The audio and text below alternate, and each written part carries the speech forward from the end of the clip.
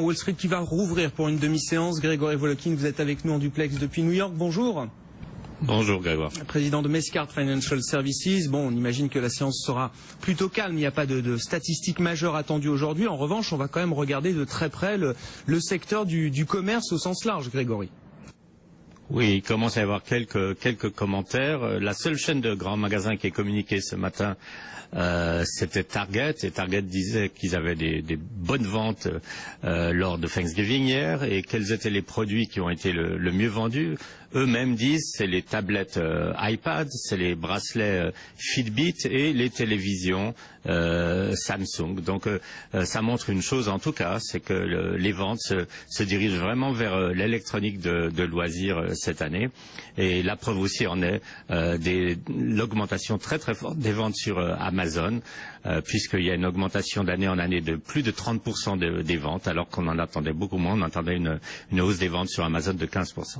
Bon, on dit que 50% des Américains vont acheter quelque chose sur Amazon pendant cette période de consommation de fin d'année, c'est ça, Grégory?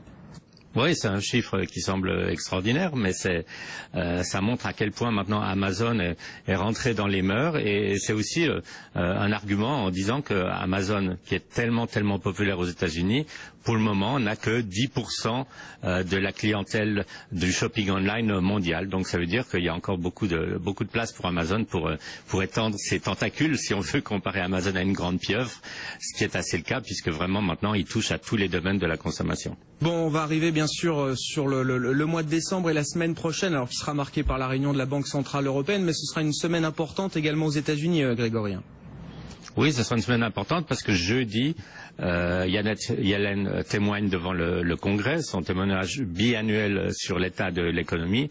Alors pas besoin de faire un dessin, 2 semaines avant la réunion de la Fed, l'état de l'économie, dans la bouche de la présidente de la Fed, on aura là franchement un signal à peu près définitif qui nous fera comprendre si oui ou non il y aura une hausse des taux au mois de décembre. Et puis pour couronner la semaine prochaine, le chiffre mensuel de l'emploi vendredi, on attend 200 000 créations d'emplois.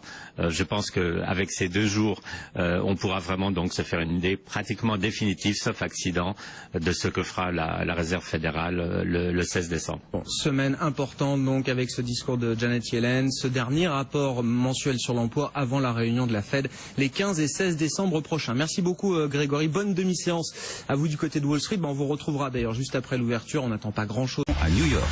Oui, New York qui va terminer tranquillement cette semaine. On reprend d'ailleurs la direction des États-Unis. Grégory Volokin, on vous retrouve, président de Mescart Financial Services. Bon, j'imagine que vous ne devez pas être nombreux aujourd'hui sur les desks. C'est vrai que c'était un jour férié hier, Grégory. Alors, je sais pas quelle est la logique d'avoir une demi-séance aujourd'hui, mais j'imagine en tout cas que le volume d'activité sera plutôt faible. Oui, vous pouvez voir votre image. Je suis seul ici. C'est vous qui faites ça. Exactement. J'en profite pour faire des tas de choses que j'avais besoin de faire. Mais non, ce qui est relativement intéressant, c'est de se dire que on ouvre les marchés, mais qu'il n'y a pas vraiment une raison. J'imagine pas aujourd'hui quelqu'un faire une décision importante d'investissement. Donc on s'occupe des affaires courantes. Et c'est quoi les affaires courantes aujourd'hui par rapport au marché? La seule chose à se mettre vraiment sous la dent, c'est d'essayer d'extrapoler sur les peu de données qu'on a pour le moment sur les ventes dans les magasins pour ce long week-end de Thanksgiving. Il faut rappeler que ce week-end, les Américains dépensent en gros entre 17 et 20% de leurs dépenses de fin d'année. Donc c'est des chiffres qui sont importants pour la consommation. Oui, y a assez peu d'éléments à ce stade. Moi, je sais pas, j'avais le souvenir, c'est peut-être plus vrai pour le Cyber Monday, je ne sais pas, mais quand on a vu Alibaba faire sa journée des célibataires, là, on a des chiffres toutes les heures, combien est-ce qu'ils ont vendu la première heure. Là, on a assez peu de choses en fait. Oui, c'est une bonne remarque. Et on peut se demander pourquoi. Et la réponse est assez simple, c'est que en fait, les magasins, malheureusement, ne vendent plus grand-chose le jour de Thanksgiving, puisque la grande tendance actuellement des gens est de faire leurs courses sur Internet. Donc même, beaucoup de magasins étaient fermés toute la journée, et quelques magasins ont ouvert vers 6 heures du soir. Mais tout ça, ça permet pas vraiment d'avoir encore des données vraiment fraîches à se mettre sous la dent. Alors, la seule compagnie qui ait parlé, c'était Target. Alors ils se font un peu de publicité en disant donc les choses allaient bien, hein, ils donnent aucun chiffre, ils parlent des produits qu'ils ont vendus le plus, comme les tablettes de Apple, les Fitbit, des télévisions, etc. Les seuls vrais chiffres qu'on a eus, on les doit à Watson, le fameux ordinateur de IBM, qui parle alors là des dépenses digitales, entre guillemets, qui sont quand même en forte hausse, puisque c'est une hausse de 14% par rapport à l'année dernière. Et si on regarde le principal acteur, Amazon, une hausse de 30%. Donc là, on a des données qui continuent à montrer un peu le déplacement des ventes en direction des ventes sur Internet. Bon, enfin, je veux dire, oui, effectivement, c'est une tendance qui n'est pas une surprise. Voilà, on commence à être habitué. Il y aura en plus l'opération Cyber Monday lundi, donc ça veut dire que voilà, Amazon, j'allais dire, c'est Cyber Monday tout le temps pour lui quasiment là. C'est à peu près ça, vous avez tout à fait raison. C'est la fête pour Amazon en fait tous les jours, et c'est aux autres d'essayer de trouver des nouvelles stratégies. Alors comme je le disais il y a quelques jours, la nouvelle stratégie d'un Walmart par exemple, c'est de commencer le Cyber Monday le dimanche. Enfin pourquoi pas, hein, pourquoi pas faire Pâques le jour de Noël, c'est un peu la même logique. Donc tout le monde essaye d'attirer l'attention. La seule compagnie qui n'a pas vraiment besoin d'attirer l'attention au niveau de ses prix et au niveau du choix de ses produits, évidemment, c'est Amazon.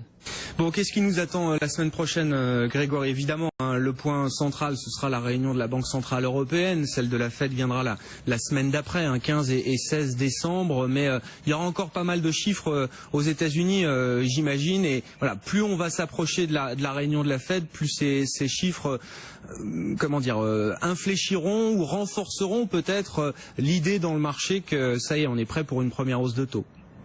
Oui, je pense que c'est la discussion qu'on pourrait avoir, mais le fait est que on sait déjà que les chiffres qu'on va avoir et qu'on a au niveau de l'économie américaine seront suffisants pour permettre à la Fed de monter les taux, à moins d'une grosse surprise. Donc, ce que je me dis ce matin, en fait, c'est en regardant les marchés asiatiques, en regardant par exemple la bourse de Shanghai baisser de 5%, il faut se rappeler au mois de septembre, si la Fed n'avait pas monté les taux, c'était pas du tout à cause de l'économie américaine, c'était à cause de ce qui passait justement en Chine d'ailleurs. Et on peut se dire que la seule surprise actuellement qui pourrait empêcher donc une hausse des taux, ça serait tout d'un coup par exemple un effondrement des bourses chinoises.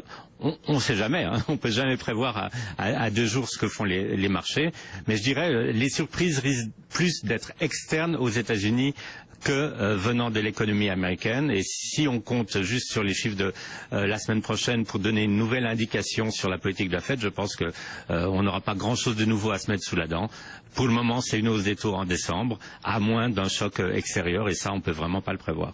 Et une hausse de taux, enfin, il y a une grande confiance dans le fait que malgré cette hausse de taux, si elle arrivait, la Fed continuerait d'être perçue comme étant un soutien pour les marchés. On dit ça avant, mais est-ce que le jour où la hausse de taux se matérialise, est-ce que la psychologie peut pas se renverser brutalement? Est-ce que c'est un vrai risque ou pas, Grégory? Le risque, vous le décrivez, c'est le risque du consensus. Tout le monde pense la même chose en même temps.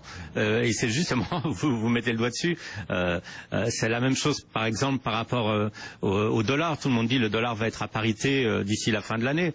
À force de penser toujours la même chose, on s'expose d'abord à faire la même chose que son voisin surtout, et après les renversements de tendance se font très très rapidement. Donc pour le moment, une hausse des taux n'est pas un risque pour le marché. Pour le moment, on pense que cette hausse des taux de l'année prochaine, s'il y en a d'autres, se fera petit pas à petit pas, mais tout ça on le sait déjà, donc je dirais voilà le risque. Le risque qu'on a le plus actuellement, c'est le consensus, le risque du consensus. On risque de s'endormir un peu trop rapidement là-dessus. Trop de monde dans le même sens, et oui, on sait toujours comment ça se termine, même si on l'a vécu tellement de fois, tellement de contre-pieds encore cette année. Voilà, ça n'empêche pas effectivement que ces trades, comme on dit, soient encore très consensuels aujourd'hui. Merci beaucoup Grégory Volokin, président de Mescart Financial Services à New York. Bonne demi-séance à vous du côté de Wall Street, hein. Donc je vous rappelle, clôture attendue à 19h heure de Paris pour les marchés américains aujourd'hui.